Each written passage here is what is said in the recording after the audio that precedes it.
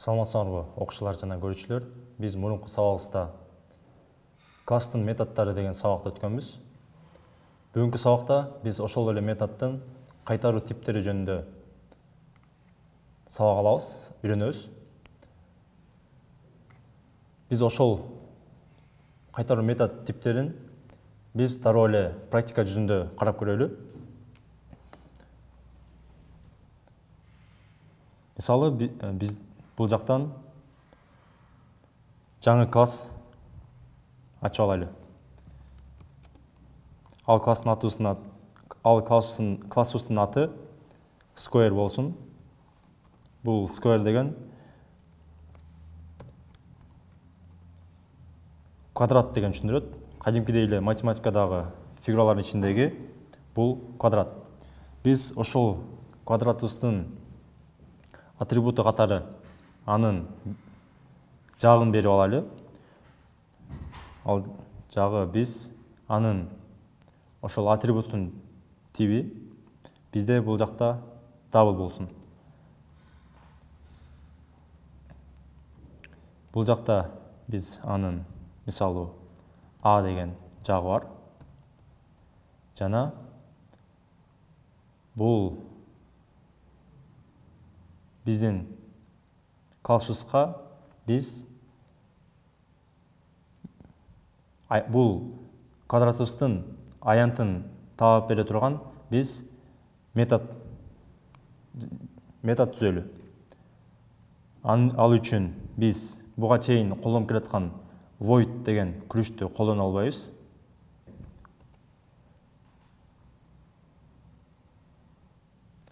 Анткени void деген биздин ачкыч сөзүбүз. Келиңиздер, бул жактан биз метод түзөлү. Квадраттын аянтын таап бере турган. Аны деле биз square деп атап алабыз. Анткени эко бирдей эки маанини берет. Квадраттагы аянт деген дагы маанини берет. Анын ичине биз А методубуздун ичиндеги параметрдин ичине биз А деп беребиз. Анткени бул жака биз жагын жазабыз. Бунун ичине int деп беребиз.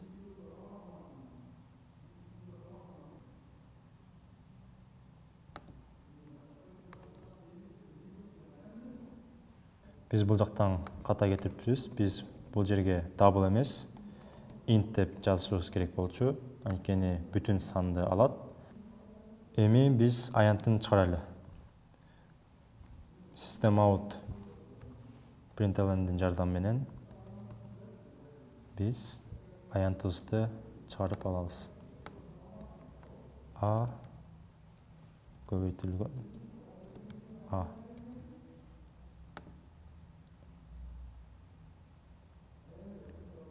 Эми башкы классыбыздын ичине кирип, биз ошо аянтын чыгарып көрөлү.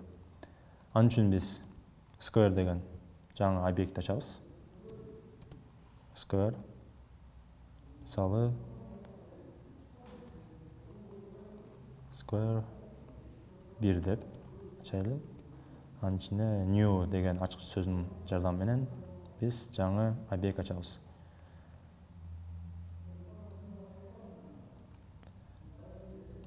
Жана бул биздин объектибизге тагыраак айтканда квадратыбыздын жаңын берип алайлы. Анын үчүн А дейбиз дагы барабар. Мисал үчүн 4 деген 4 сантиметр деп элестетели. Ошол 4 деген бүтүн санды ыйгарып алабыз. Эми биз бул жака аянтын таап бере турган методун чакырайлы. Square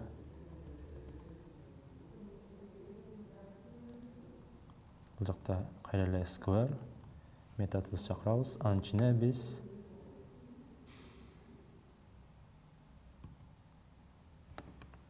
Square A деген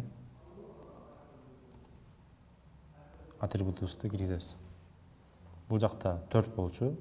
Ошол 4-тү бул жака коёт.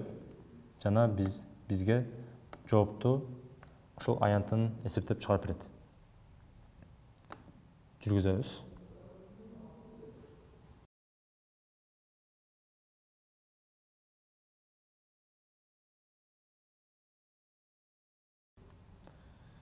Өзүңүздөр көргөндөй эле бизге бул жактан аянтын чыгарып берди, 16 деп. Бизге азырынча бул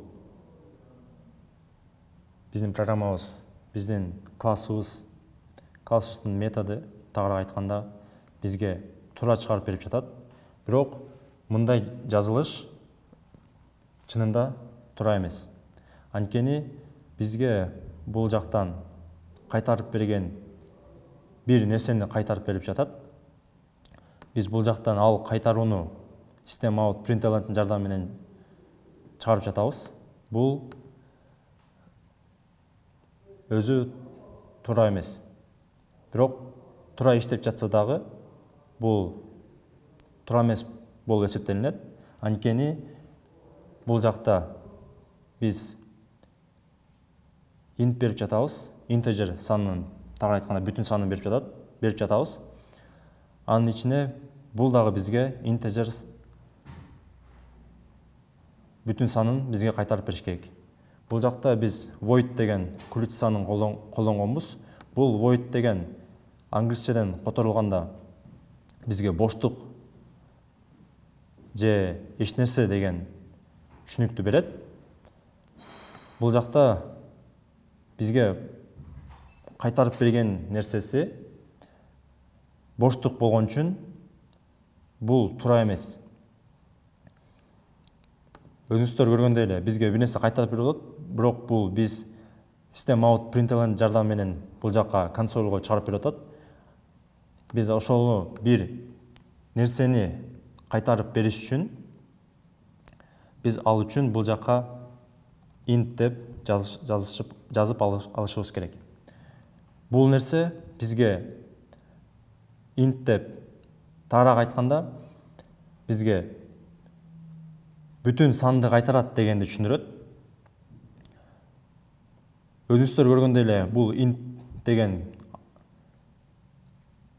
типти жазып алгандан кийин бул жакта бизге кызыл сызык менен ката деп бизге компилятор айтып жатат.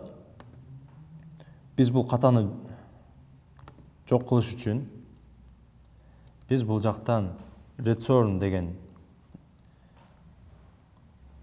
ачкыч сөзүн колдонобуз. Бул return деген бул биздин методубуз бир нерсени кайтарат дегенди түшүндүрөт. Бул жакта биз кайтарсын бизге a көбөйтүлгөн a деген бир a көбөйтүлгөн a квадраттын аянтын кайтарсын дейли. Эми бул жакта биз башкы класстан текшерип көрөлү.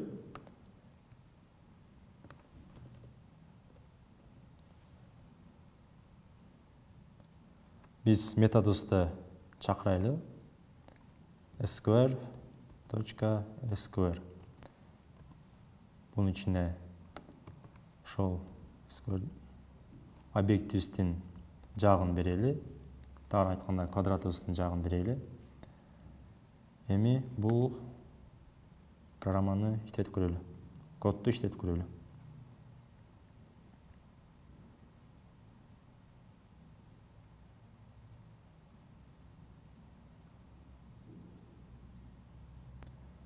Өзүңүздөр көргөндөй эле бул жакта бизге эч нерсени кайтарган жок.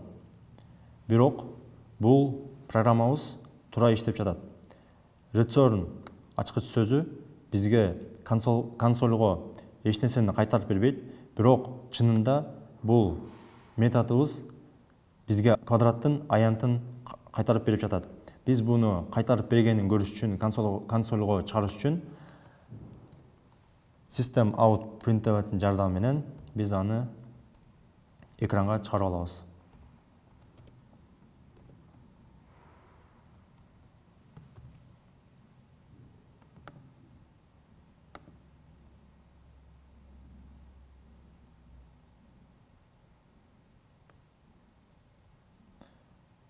мынакей көрүүчүлөр, бул жакта бизге кайра 16 санын чыгарып берди. Квадратыбыздын аянтын чыгарып берди. Ошондо бул жерде биздин сабагыбыздын темасы методдун кайтаруу тиби деген сабак болчу. Өзүңүздөр көргөндөй эле бул жака бул int сөзү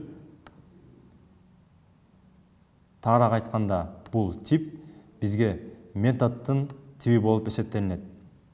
Бул метод бизге бүтүн санды кайтарат. Бул жака биз Java тилинде кайсы бир типтер болсо, ошол типтерди жазсак болот.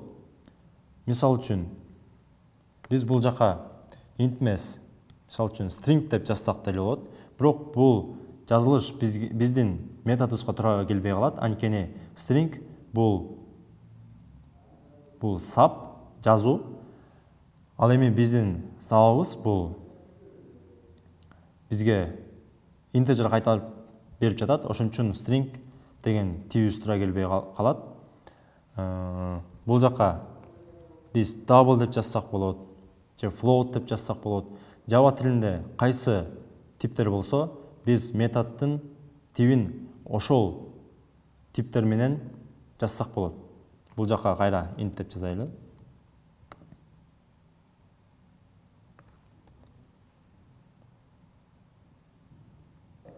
Бүгүнкү сабагыбызды жыйынтыктайлы. Биз бүгүнкү сабагыбызда методдун кайтаруу тиби деген сабакты өттүк. Бул сабакта биз эмнени үйрөнүп алдык? Бул жакта биз метод бизге бир нерсени кайтарып бере алат деген түшүнүктү алдык.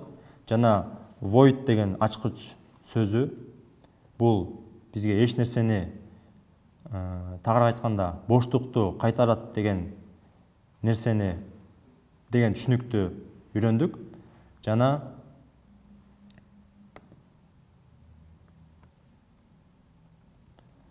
биз методдун кайтаруу тиби кантип жазыларын үйрөндүк.